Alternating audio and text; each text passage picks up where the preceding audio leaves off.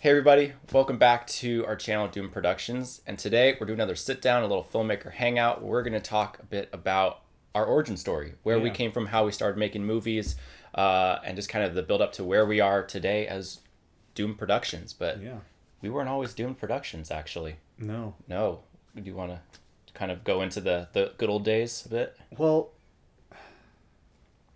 because last time we talked about, or a few times ago, we talked about the movies that got us into movies and stuff like that. Mm-hmm.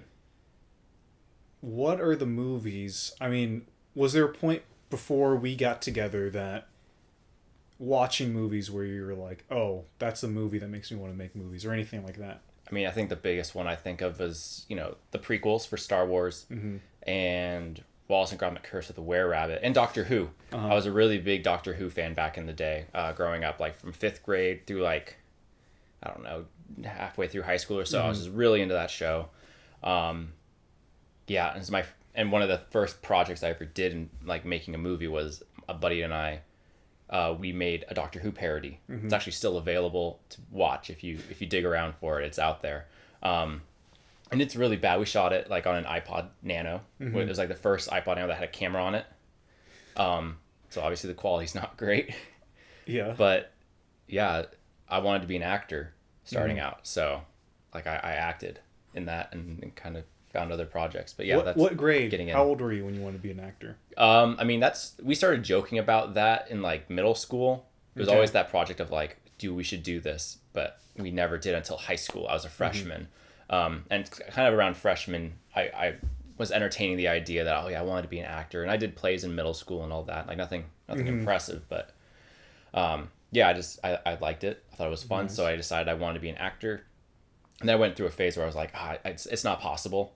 So I was, considering other career options. A marine biologist, I was a marine biologist. I wanted to, I really like sharks. Yeah. Which will come into the story a bit later. Setting you up there. Setting me up.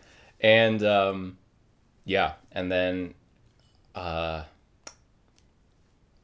met a certain individual who was making movies. Well, technically, we met a lot earlier. A long time ago. What's funny is we weren't really that close in elementary school. It was middle school. We kind of got to know each other. We were more like classmates, I would say, more or less. So I always wanted to make movies since 3rd grade, since seeing Lord of the Rings.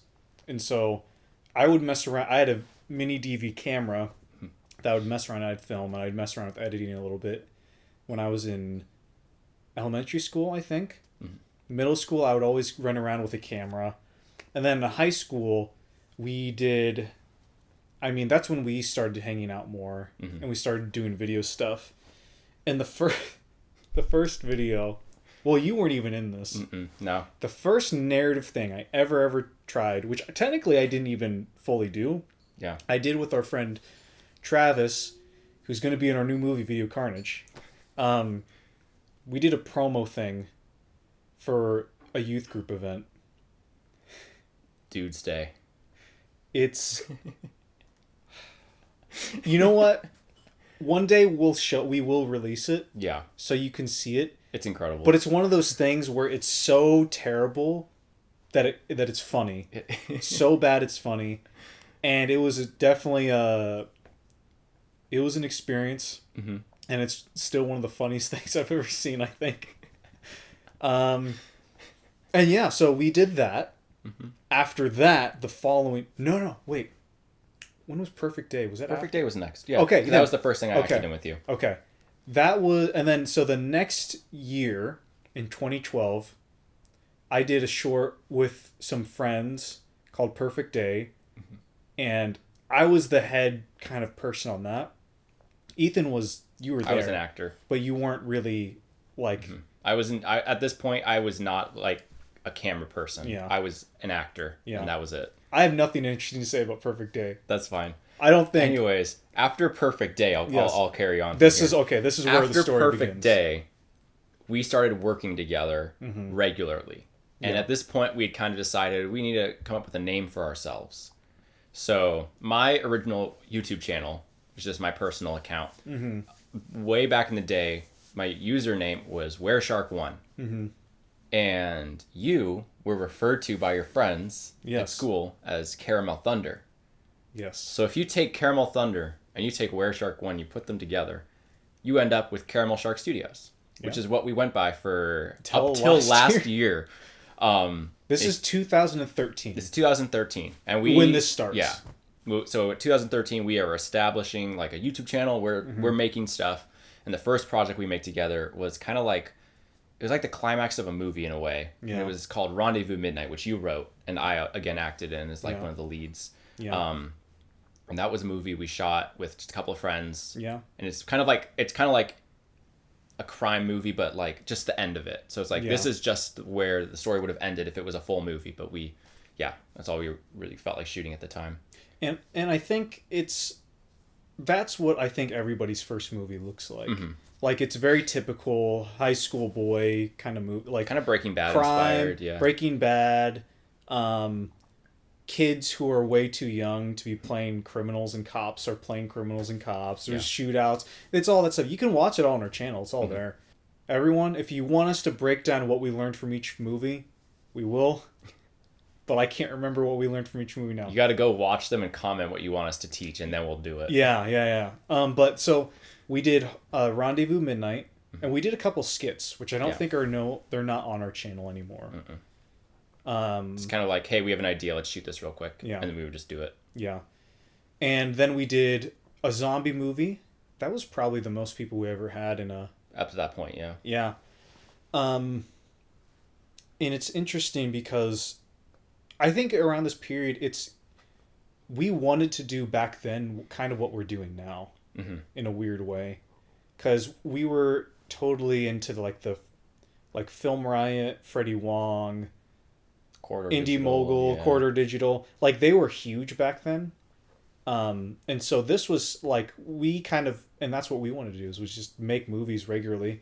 Mm-hmm. We didn't care about copyright or anything. It's all a bunch of like we don't own the rights to any of that music or anything like that, and it's still like that high school phase of movies. Mm-hmm. But that was pretty fun, the zombie movie. And also stressful. Yeah. You weren't touching the camera at all. No, I kind of started around the zombie movie, but it took me a while to get actually behind the camera. I had a camera at that point too. And it was still like, I own this camera, but you can use it. Yeah. What do we do next? Well, what's interesting, before we move on. Yeah. At this point, a lot of these shorts and skits that we were putting together that were kind of crappy, those become like established IPs of ours down the road. Because that first year we shot the Mr. Fiddle Part 1. We shot Man with the Mustache, which grew into the Mustache Saga. And we shot, I think there might be something else I can't remember. But like two of like our biggest things at least, we are like from our like earliest days. Yeah. And we still are like talking about those movies to this day. Yeah, if you wanna watch, I'd say if you wanna see OG what we did together, Rendezvous Midnight. Mm-hmm. What do you think? The color or black and white version of Heartbeat? Yeah. Both. Both. I don't know. There's two versions. Black and white? There's the Beat My Heart Skipped and Heartbeat. They are the same. They're different versions of the same movie. Re-edited. One's like half as long as the other. One has sound and one is like, another is a silent black and white one. Mm-hmm. Really fun exercise in editing. Editing two different versions. I mean, I did that again with Doom on the Doorstep. But so watch Rendezvous Midnight. Then the zombie movie, Heartbeat or Beat My Heart Skipped, and then Man with a Mustache, which is a little iPhone skit. I don't know if that one's actually still available. Is it? We might want to make it available.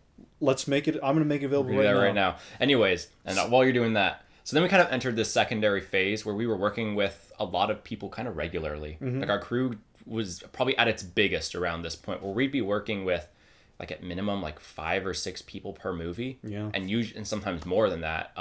Like we had proper crews on set a lot of the time. We had like large casts in our movies.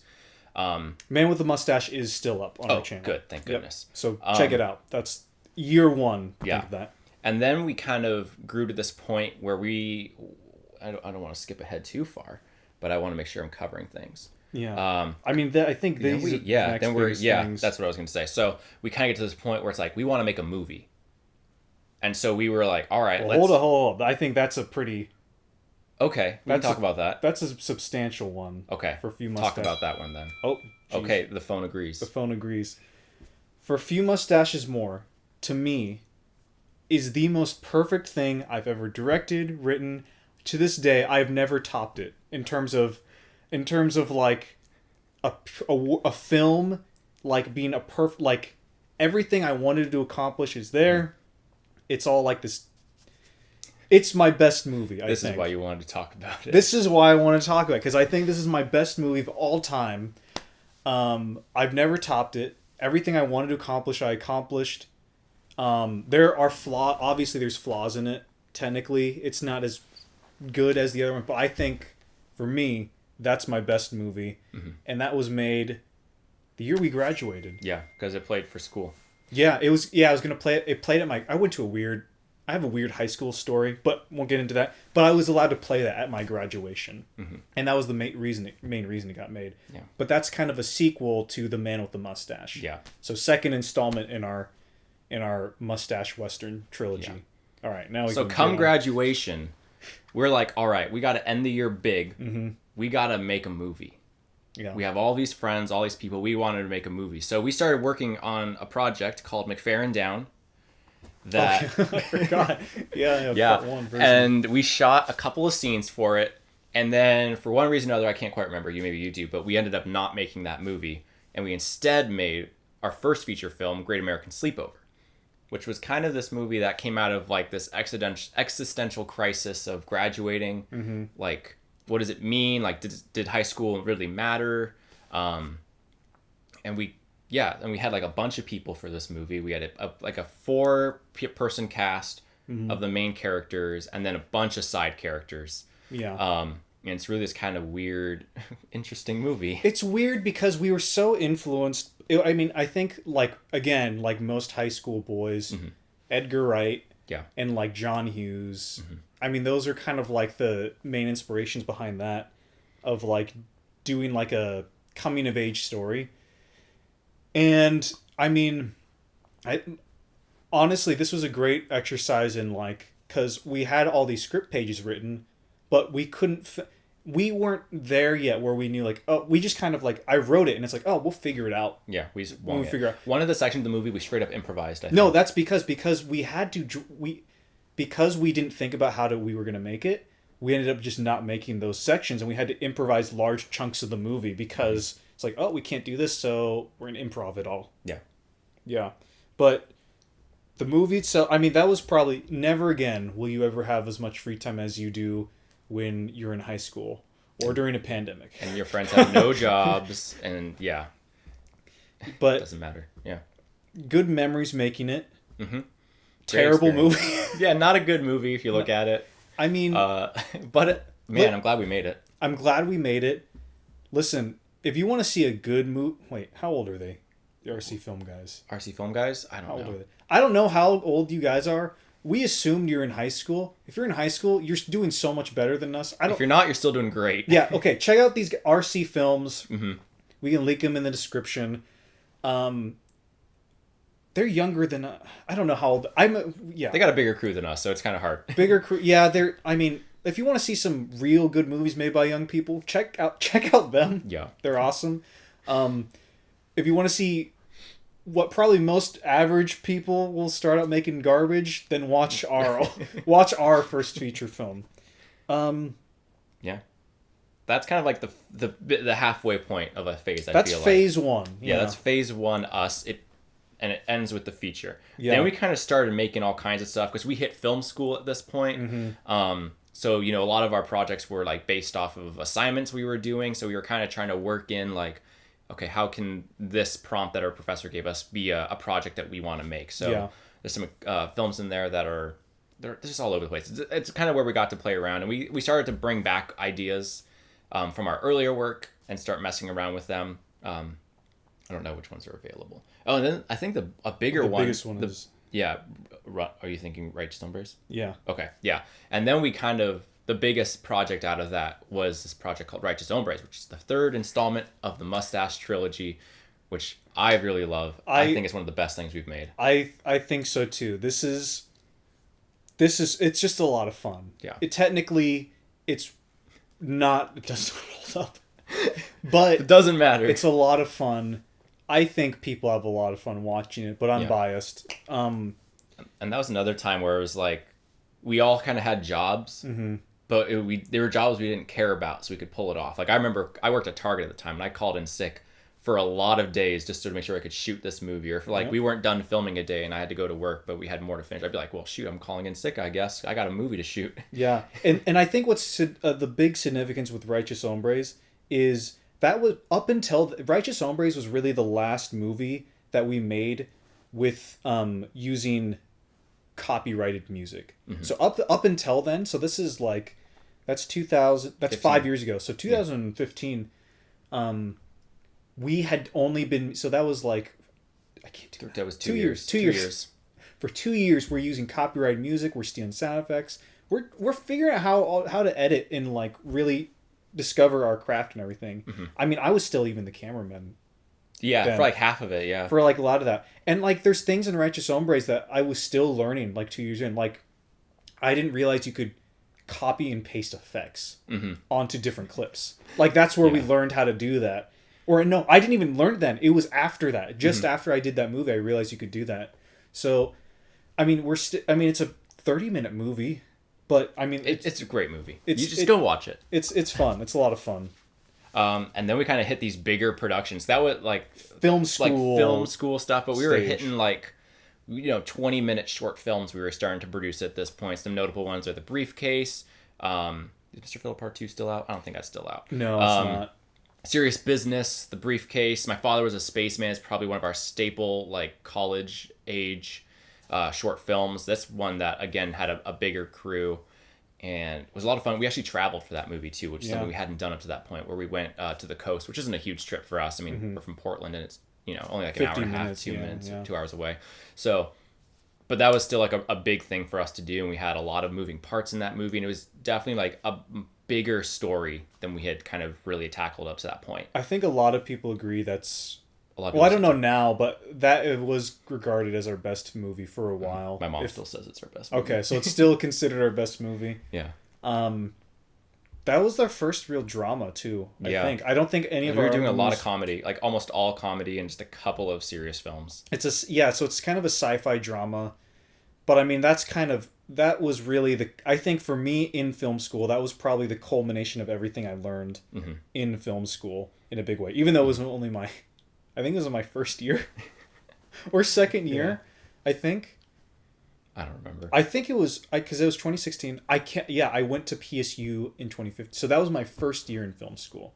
Before then, I had taken film classes here and there, but that was my first actual year in film school. Yeah. Yeah. And then we kind of hit the fiddle stuff. And then we get to Fiddle 3, which is the start of kind of like our first cinematic universe of sorts. Well, I guess it's Righteous Ombres as well. But like carrying on a story for a sequel, and we had, what was it? Knocked Right Out. That was a good one. Knocked Right Out was fun. And then we started making weird stuff. Yeah. And then we made Black Coffee. That was like it was our second experimental film. Yeah. Kind of like the bigger of the two. That's where you really start to see us experiment with doing like experimental film and stuff like that. I think that's huge for us because obviously House. Yeah. That's our biggest movie. Yeah. So Black Coffee's where it kind of began in a serious way. Yeah. Ready, Set, Smile is that's another one that people say is our best. A lot of old people like that. Yeah. If you know an old person, someone who's over like 30, 40, they'll show them Ready, Set, Smile. They'll be like, oh, it's so cute and relatable.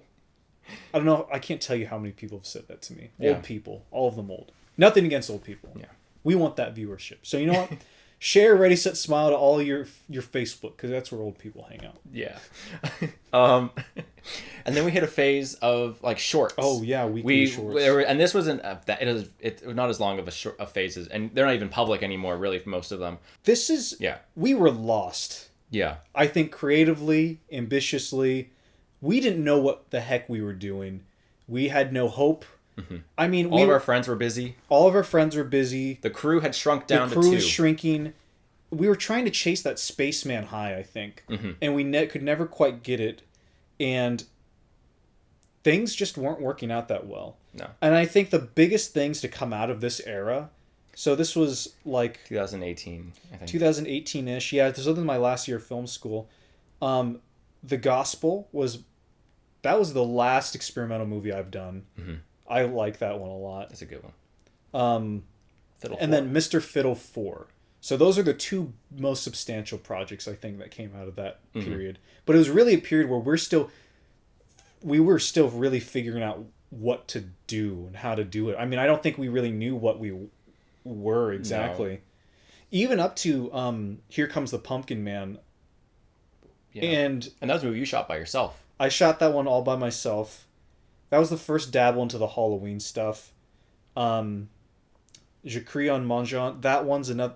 It's got the circles. If you didn't, you'll see the thumbnail. It's got the laurels or whatever. Mm-hmm. That's kind of the last one in this. We are lost. We don't know what we're doing. Mm-hmm. We're still figuring things out. Blah blah blah. Yeah, and then we hit kind of the phase we're in now. We started making features. So the first feature to come out was Oh Brother. Mm-hmm. Which was your idea to kind of make, because we had planned a feature that spring. We were working really hard to get it ready. It was storyboarded. It was scripted. It was like we had a schedule set. And we were not ready looking back. I don't think. No, I don't think we were either. I mean, you were living in a different city. Yeah. I was going to drive down. We were just going to start shooting. And then this little thing called COVID was on our radar. But we were like, it was the day before things were about to shut down. And we were talking, we're like, do I still come down tomorrow? And at that point we had said yes. And then the whole city shut down, and we had to cancel. So we said no. We waited, and this movie ultimately never got made. But then a couple of weeks went by, and you called me and said, "Hey, I'm making a feature. You should make a feature too. We're both gonna release a feature in the summer." Yeah. And I go and we. You watch the behind the scenes of House and October. Yeah, we go into it a lot more for that, but that's basically where it comes from. Is we started making these features, and then we kind of found our footing. Making movies, like full feature length stuff, and we kind of realized that we weren't Caramel Shark Studios anymore. Yeah, that identity we kind of grew out of, and so we kind of went on a journey to find what that was, and ultimately we shot a movie called Tube on the Doorstep, and we borrowed from that title. That was and that was the year before. That was actually, in that period of lostness or whatever. Mm-hmm. I think Doom on the Doorstep is another great one. Yeah, we had shot it. We shot that in 2019, so that was an older short, but it just got released in 2020. Because we were waiting for film festival stuff. Don't wait for film festivals. Release your movie online for free on YouTube. Yeah. You can get a lot more people to watch your movie than if you just sit on it. That's another thing. We were trying to do things the right way. Yeah, for most of time. Yeah, we had like script supervisors on set. We had like just lighting people. We had just audio people. If you're to take anything away from this, don't listen to film school. Yeah. All right? Film school is great. Doing things the way the industry does is great when you're in the industry. When you're just starting out or you want to try your own path, or maybe if you just want to hang out with your friends and make a movie, just do that. Do what Joel Haver's doing. Do what Dan Lotz is doing. Cody Clark, all those people, all our film buddies online. I mean, I think what you can do with YouTube is a lot more freeing as a filmmaker. You don't have to just submit your movie to a festival. You don't have to get a job as a grip and work your way up the totem pole. And the dreams that someday maybe a producer will listen to your idea that you have a movie and maybe give you a shot. You don't have to move to LA. You don't have to move to any. Just pick up a camera and shoot something and release it on YouTube. Yeah. And at the very least, we'll watch it if you send it to us. Yeah. So it's kind of a winding, weird story, but I mean, it's just that's where we came from. Trying to cram this into 30 minutes too. It's such a complicated thing, and I'm sure we didn't even touch 1% of what really how it was, like how that changed us and what that story really did. But at the end of the day, we make movies right now. Yeah, we're really excited. We're happy that we're kind of at this point where we have Doom Productions as this identity and the brand we've built up, and we're excited that you guys are along for the ride with us. We're working on video. If you didn't know, we're making a feature film right now called Video Carnage. That's going to be out hopefully before summer. Yeah. And then we're working on other features alongside that too. So there's a couple features that we're going to do this year for sure. Yeah. And it's just exciting. Yeah. It's cool. Let us know if you have any questions. Thank you for watching. Yeah. Feel free to watch more videos. Check out some of our older stuff. I know our features are exciting, but we got some gems back there. This is candid. Yeah. We might not do this. Maybe we should start a playlist of like our greatest hits. That might be cool. That might be helpful. Yeah. Be on the lookout for a greatest hits. Yeah, playlist. Doom Productions like History 101 or something like that. Mm-hmm. Yeah. There's some gems back there. There's some good stuff you guys are missing out on. If you haven't started, you have a great time ahead of you. But also, like we said earlier, check out RC Films. Those guys are freaking awesome. Watch Seventh. That movie's great. Dude, Seventh is so good. RC Films, if you're watching, we love you. We love you. We still have to see Not So Amazing. I'm sorry, we haven't gotten around to it, but we really want to. We've been busy, but we're getting there. Yeah. Well, maybe our podcast thing is out by now. Should we plug that? Yeah. I think it's been out. Yeah. Okay, we recorded a podcast today. Two podcasts with the marvelous Cody Clark. Mm-hmm. So if you want to hear a bit more about us just talking, it comes in 2 parts. It comes in the Jordan part and the Ethan part. Those should be out by now. We'll have a link somewhere. You can go check those out in. There's a whole bunch of links today. Thanks for bearing with us on this weird video, guys. I know it's kind of disjointed and funky, but you're hanging out with us, and this is how it is sometimes. Yeah. So in the meantime, subscribe. Thanks for sticking around. You're pretty cool. See you on the next one. Bye.